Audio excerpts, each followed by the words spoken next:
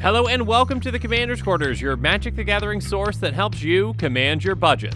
This show and episodes like this one are possible thanks to viewers like you. If you're looking for an easy way to help support this show, make sure that you like, share, and subscribe. Also, hit that bell notification icon so you don't miss any new episodes. You can also go check out our playmats and other merchandise at thecommandersquarters.com. Another easy way to support this show is with our TCG Player affiliate links. So whether you're buying a deck or individual cards, you can use this general link right here or one in the description. And the final way that you can support this show is by supporting us directly by becoming a patron. There are many benefits to being a patron, and I truly couldn't do this without all their support. Hey everyone, Mitch coming in from the Commander's Quarters studio, and today I'm joined by Alek. Hi, everybody. So, Alek and I are going to be talking today about a topic that is near and dear to our hearts. Alek actually is probably more near and dear to his. He is the optimization expert. So, if you ever felt like your deck isn't living up to expectations and you need to crank that synergy all the way up to 11, Alek wrote this part, by the way, and I really like it, so I'm pretty much going to try to say it word for word, then you want to pay close attention to this episode. So, that's the intro. Anyways, so optimization, optimizing your deck, it can mean a lot of different things to a lot of different people. It's, you know what? I'm going to pass over the expert right now. Alek, what does optimization mean to you? Sure. To me, optimizing means making card choices that make the deck flow through the curve easily, efficiently, and give the deck a clear purpose. Yep. So, for example, you can get your deck to run faster as an aggressive strategy. Perhaps you need to sacrifice some power at the higher CMC level for cards at the lower end of the mana curve, but it helps your aggressive strategies hum quickly and get you on the board. Absolutely. You can also adjust your removal to better interact with your play groups and your meta, and that'll be super important so to make sure that you don't have like just dead cards in your hand.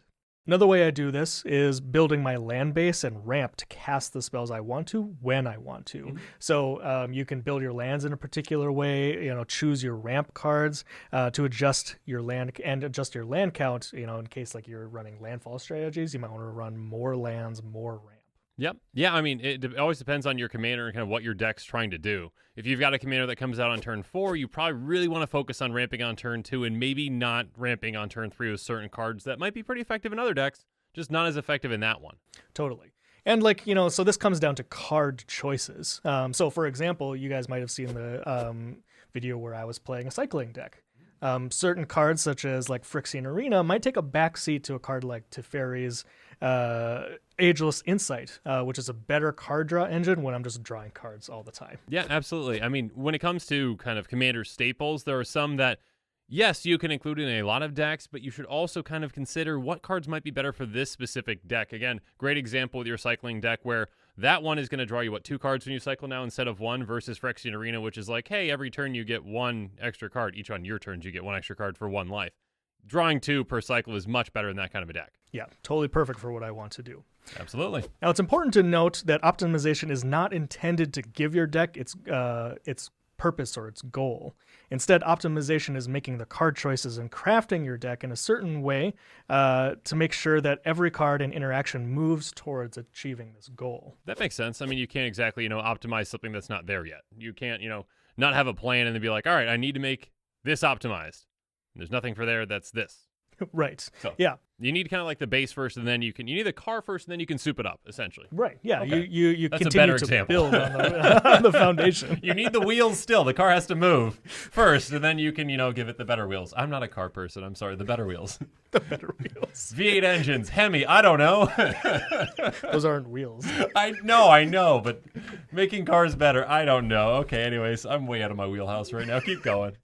Moving on. So the question comes down to, then why should I optimize my deck? It seems like my deck runs fine on the cards that I threw into it. What are the benefits?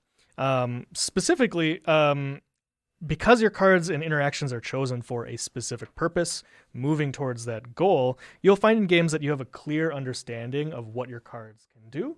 And then you can have like a better control or feel of the game and what things you might need to do in response to certain threats, or how to move forward in order to like take advantage of a good opportunity.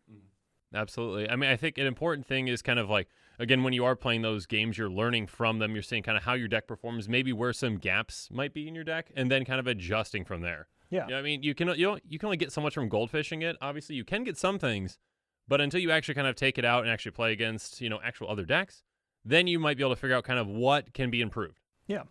Think of it like you're a chess grandmaster. Okay. Well, I am a chess grandmaster as well as a car expert, so let's continue this. Totally. So you're going to have a very clear understanding of what you're working with, your pieces. In our case, our cards. And so we know the limitations and strengths of each one, where each one excels, where, their weaknesses are, where, we can make adjustments. Thankfully we play Commander and Magic. So we're not limited to just the pieces that are on the chessboard. We have a lot of different options. And while that can make the process a lot more challenging when optimizing your deck, it gives us a lot more freedom to make choices that are great for what we're doing, our specific goal, and for like what things identify us as Commander players. Absolutely. I mean, and that's kind of the thing about Commander that's great is you have so many options, right? You've got almost every single card in Magic to choose from when it comes to making your deck. So yeah, there's a lot of kind of choices that you have to make, and so there's a lot of things that you can optimize, but also you're kind of making it unique to yourself as well. I mean, you're going to be hard pressed to find someone else that has the exact same deck card for card. In fact, I don't even know what the percentage chance of that is. I mean, unless you just kind of pull up, a list and just build that same list. But if you're making your own from scratch, probably not going to make the exact same list as someone else. Yeah. Well, and like sometimes, it's really common to and like tempting to try to just take like a list from online or to look at like EDH rec and just say like, these are just all the cards I'm going to add to my list. That's probably going to be a fine deck, but it may not be, personalized to you, to what you want to do with the deck. And, doing something that's a little different, optimized to, how you like to play, can be rewarding too, because then you can, give your deck its own sense of identity, and how it partners with you, and you can kind of like get to be known for this particular version of the deck that is something that you own, and people will know you for it. Yeah, absolutely. And if you want to use kind of one of those decks online, whether that's a deck tech or again something off of EDH rec, like that's going to be a great starting point for you. And again, that's the car, right? That's the car that has the wheels already, and then you soup it up with your own kind of, special sauce. So, yeah. Cars and sauce. Now we're talking about chefs. Grandmasters, everything. They're all shaking their heads at us. Yeah, everyone's like, this episode has gone off the rails. So now, how do we do this? How do we add our special sauce to these wheels? So we want to make sure and talk about our specific tips for optimizing. The main one I think I like to talk about is optimizing for balance and moving your game process forward. There's a deck building guide that I like to reference, and specifically it calls out that you should be really looking at 30 to 35% of your deck being devoted specifically to your primary game plan. So ensuring that you get to that 30% is really important because it's really those cards that you're going to be drawing that are moving your strategy forward. Absolutely. Yeah, I think part of that is consistency, right? Like if you are finding that your deck is working sometimes, but not other times, maybe you need to kind of readjust. And, again, like I think you said, 30% right, dedicated to your main strategy. Then maybe you need to kind of pick and choose and say like, oh, okay, maybe these cards are more so just kind of good cards in general, but don't really go with the strategy, so maybe take some of those out and try to add in more synergistic pieces to it.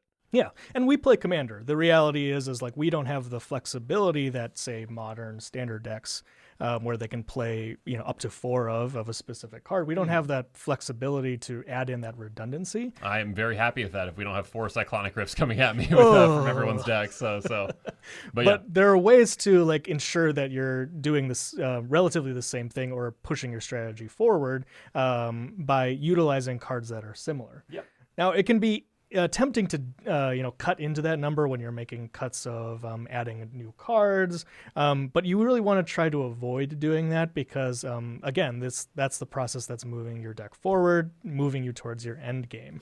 For example, I've got a Brea deck which is specific around artifacts and specifically small artifacts, which I like to call eggs, such as Chromatic Star, Chromatic Sphere. Yep. Now, those cards are functionally the same, and they don't really do a whole lot on their own. Nope. But because I have 2 of them, I have a higher chance of drawing them, and they push me towards my primary game plan. Yep, absolutely. And the more of them I can draw, the better. For anyone who enjoys playing against my Joyra deck, you're definitely going to enjoy playing against that Brea deck. Very similar, again, where it comes to, you want in just an overabundance of those kinds of pieces. So for like Joyer, you want, those can-tripping artifacts when they come in versus kind of ones maybe that you sacrifice to, you still want those too, but you want all the artifacts, just artifacts everywhere. Everyone loves playing against artifact storm decks. So when talking about our primary strategy, we also want to make sure that we're clear which cards are enablers in that they push the primary strategy forward, and what we would call support cards. So these are cards that accentuate cards that are your enablers or push the strategy forward. Gotcha. But they don't really do anything to enable your process by themselves. I think the biggest example of this is, I would say, Doubling Season. Sure.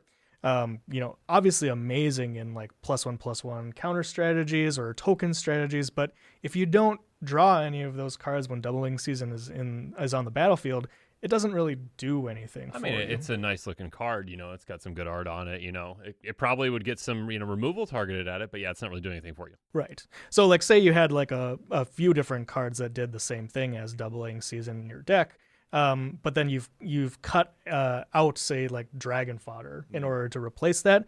If you just cut too many of those Dragon Fodder effects, you'll find that all of a sudden your supporter cards like Doubling Season just don't have any function in your main strategy. Mm-hmm. Yeah, that when they do kind of hum, they hum really well, but there's sometimes when you're just not drawing into those cards that actually do what your strategy wants. Right, totally. Okay, the next thing we want to talk about too is looking for synergies across your other functions, such as like your ramp, your removal slots, your lands, etc.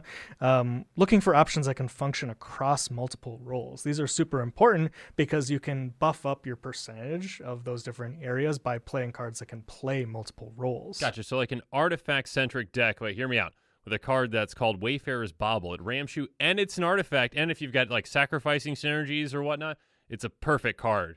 Should be reprinted at some point. Yeah, so beyond giving more cards better functionality to be impactful across a wider range of situations, doing this also increases the pure percentage of cards that further your primary strategy. So like in an artifact-centric deck, like you said, drawing a Wayfarer's Bauble, even though it may not be super important at the time, like if it's later on in the game, it's still an artifact. Mm-hmm. Yeah, absolutely. Like in like the Joyer deck, you still cast it and you still draw a card because it's an artifact. So it can still serve a purpose even if its main purpose is something else. Right. Absolutely. The next section you've got here is optimizing for your meta. I think this is a really important thing because let's take even the same player, but let's say that they're in two separate metas.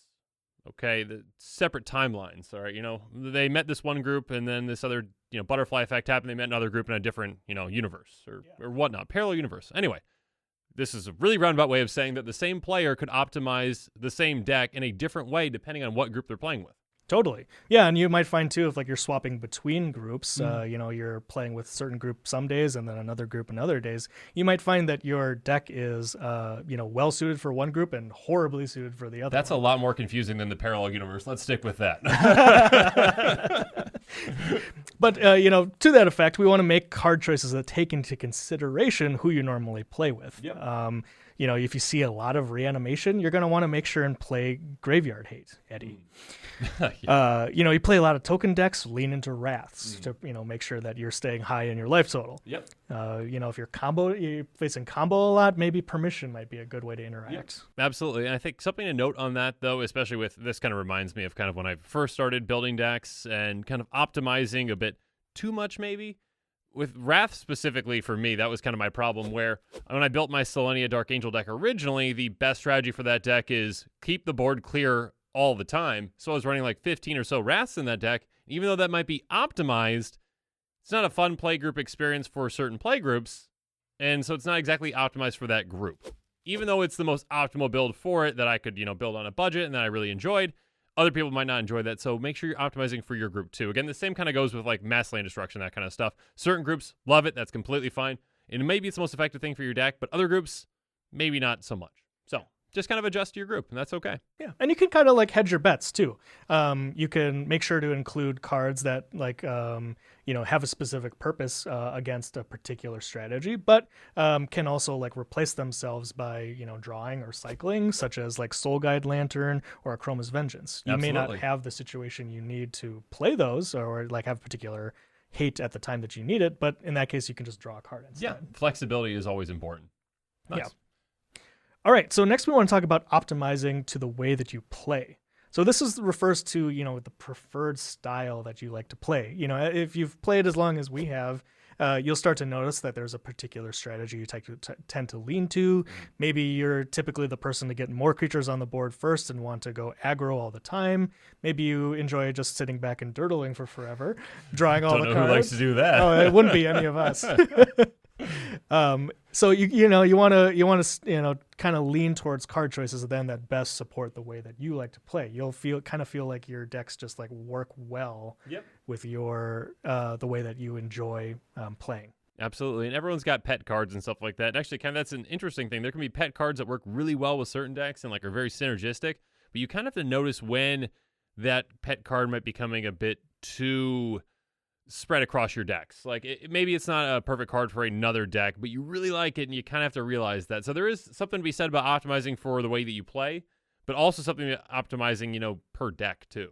Yeah. Well, and sometimes too, you just want to try something different too. And so it might be a good idea to make intentional choices around like, okay, I play Cultivate in say 5 out of my 6 decks. Mm-hmm. The next deck I want to play, it's got green, but maybe do I really need to play Cultivate? Maybe I want to try something a little bit different. Yeah, like Grow from the Ashes, fantastic card. I love it.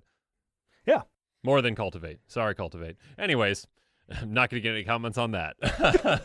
Next up, we've got optimizing for your budget. It looks like you said, would like to lean on Mitch to fill out this section. I mean, he is the expert.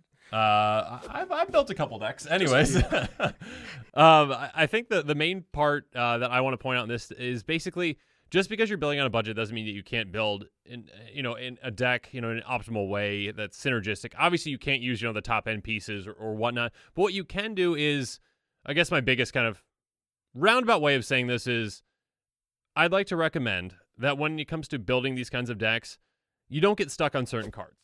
Counterspell is a fantastic card. Yes, it is. Is it one of the best counterspells out there? Yeah, I mean, Counterspell is named after Counterspell, right? It's still a $2 card, and while that doesn't seem like a lot, for most decks, if you're running on a $50 budget or a $25 budget, that's a huge chunk of your budget. And if you kind of cut, a little bit off of that Counterspell price and, maybe use Negate, maybe use some other counterspells like a Unwind or whatnot, then you can kind of utilize that, budget that you save there elsewhere for some more pieces. The biggest example of this is the Gitrog monster deck that I built that has basically 2 pieces that you have to have or the deck doesn't work in the way that you want it to work. And I believe those are Vigor and Dread. And at the time I built the deck, they were $5 a piece or whatnot. So took up a huge chunk of the budget.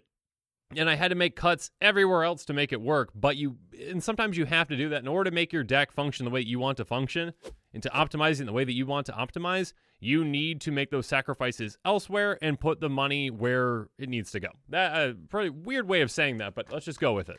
Well, and also sometimes by exploring other options, you can be pleasantly surprised by the functionality of the particular card. So, for example, I play Noyan, which benefits you by casting as many instants and sorceries as you possibly can, because then your lands become giant beat faces. Yep. Yes, beat faces. That's a lots of official Magic term. Lots of new phrases on this channel, this episode. Now, normally, when you look at blue instants and sorceries, especially ones that draw you cards, typically your mind goes to, say, like Preordain, premier blue cantrip. Great. But, when looking at potentially cheaper options, you look at cards such as, like, Think Twice, which actually benefits the deck more because, it doesn't give you the scry option, but it gives you 2 casts off of 1 card. Absolutely. So, being significantly cheaper and also like potentially impacting the game more with your primary game strategy is perfect addition. Yeah, absolutely. And if I don't think I've shared that Noyan Dar deck list, but I love that deck, so I should probably just include the link in the description for anyone that wants to beat their opponents with lands. They're not flying lands, though, right? I don't think so. You can make certain ones flying. Okay, yeah. Okay, there you go. If you want to beat up your opponents with lands, or just one, I think one land usually. You just make one big land generally, and then just smack people's faces. Lots of fun. So yeah, I'll share that link in the description below. It's a fun one. So when you're not on the receiving end of it, it's fun. You can enjoy it. I still enjoy watching it go. All right. So, of course, we talked a little bit here about like how to optimize, what we think about when optimizing. Now we have to go like look back on what we've done and say like, so I've made all these changes and thought about how my deck is put together. How do I know if my deck is optimized? Does this mean that I'll like win all of the games going forward? No. I mean, if you do, That's great. You're the only person who's ever won every single Commander game you've ever played. Right. Most likely. So comment below and let us know because we'd love to meet you.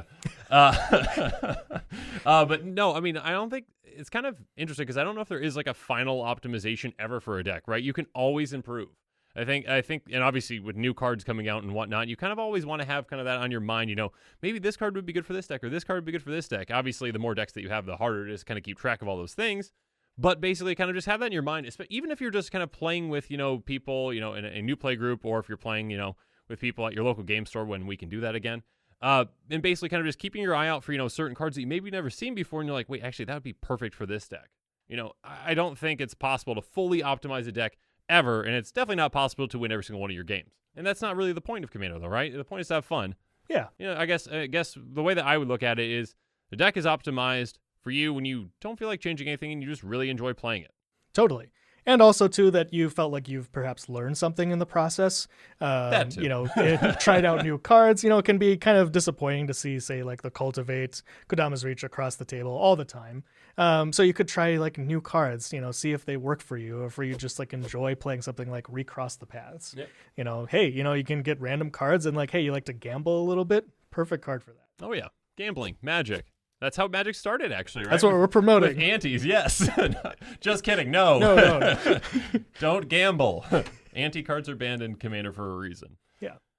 So ultimately, the goal here is to build the deck in the way that you want, and to make it so that way it suits you in the way that you like to play Magic, in the way that you have fun playing Magic, in the way that suits your, the people that you're playing Magic with. Yep. And so we hope that we provided you some insights. Well, you definitely did. I probably just more said spouted nonsense as usual. But otherwise, provided insights into like how that might be useful for you. Perhaps gave you some ideas of what things to think about. Yep. And we'd love to see the things that you come up with. Yeah, absolutely. So remember, car with wheels, sauce, Hemi, V8, Grandmaster chess. Yes, okay, totally. Perfect. All those things. And anyways, thank you, Alek, for joining me on this episode. Of course. Thank you. I hope you enjoyed it, and I hope you all enjoyed it, because, yeah. That was fun. There's going to be some comments below about all the weird things that were said in this one. And as always, thanks again, and have a good one. Have a good one.